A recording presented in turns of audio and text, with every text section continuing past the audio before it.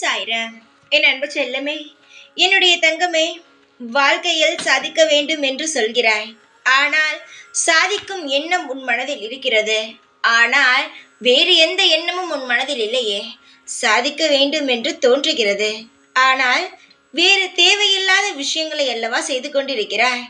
வாழ்க்கையில் நீ ஒரு விஷயத்தை புதிதாக துவங்கும் பொழுது அதை தட்டி தட்டி விடும் நபரிடம் நேற்று போய் எதற்காக பேசினாய்? உன்னுடைய வாழ்க்கையே உருப்படக்கூடாது என்று நினைக்கிறார்கள். அது யார் என்று உனக்கு தெரிகிறது. இத்தனை நாள் அவரிடமிருந்து ஒதுங்கி இருந்தாய். நேற்று எதற்காக போய் பேசினாய்? எனக்கு சுத்தமாகவே துளி கூட எனக்கு பிடிக்கவில்லை. எனக்கு கோபம்தான் வந்தது. ஒருவன் தன் வாழ்க்கையை கெடுக்கலாம் என்று திட்டம் தீட்டிக் கொண்டு இருக்கிறான் என்று தெரிந்தும் நீ பேசுகிறாய் என்றால் நீ எவ்வளவு பெரிய தைரியசாலி. நான் என்னமோ நினைத்தேன் தைரியமே இல்லாமல் இருக்கிறாய் என்று. ஒருவன் உன் வாழ்க்கையே வீணாக்க வேண்டும் என்று நினைக்கிறான்.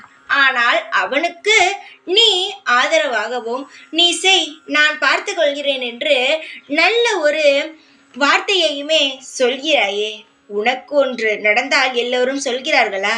ஆனால் நீ மட்டும் இதற்காக மற்றவர்களுக்கு எல்லா உறுதுணையாக நிற்கிறாய். தங்கமே, உனக்கு யார் ஒரு விஷயத்திற்கு துணையாக நிற்கிறார்களோ அவர்களுக்கு மட்டும் நீ துணையாக இருந்தால் போதும். உனக்கு ஒருவன் உதவி செய்தால் அவனுக்கு நீ திரும்ப செய்தால் போதும். இதை சிலர் சுயநலம் என்று சொல்வார்கள். ஆனால் உன்னை கெட்டு போக வேண்டும் என்று நினைப்பவனுக்கு நீ எந்த காலமும் உதவி செய்ய வேண்டும் என்பது அவசியமே கிடையாது. புரிகிறதா தங்கமே? உனக்கென ஒரு மரியாதை உள்ளது. தேவை என்றால் பேசுவார்கள், தேவை இல்லை என்றால் ஒதுக்குவார்கள். நீ ஒரு செயலை புதிதாக செய்தால் குறை சொல்வார்கள். அதுவே அவர்கள் ஏதாவது ஒரு வேலை செய்தால் அவர்களுக்கு நீ துணையாக இருக்க வேண்டும் என்று நினைப்பார்கள். நீ அவர்களுக்கு தகுந்தது போல் எதையுமே செய்யாதே. அவர்கள் உன்னை எந்த இடத்தில் அலட்சியப்படுத்தினாலும் நீ அந்த இடத்தில் இருக்காதே என்று சொல்லினேன். ஆனால் நீ எதையுமே காதில் வாங்காமல் உன் வாழ்க்கையை கெடுக்கத்தான் நினைக்கிறான் என்று தெரிந்தும் அவனிடம் போய் திரும்ப திரும்ப பேசுவது எனக்கு சுத்தமாக பிடிக்கவில்லை. அவனுடைய வேலைக்கு நீ ஒத்துழைப்பு தருவது எனக்கு பிடிக்கவே இல்லை. இந்த சாய் சொன்னால் நல்லதாக இருக்கும் என்று நம்புகிறாய் அல்லவா?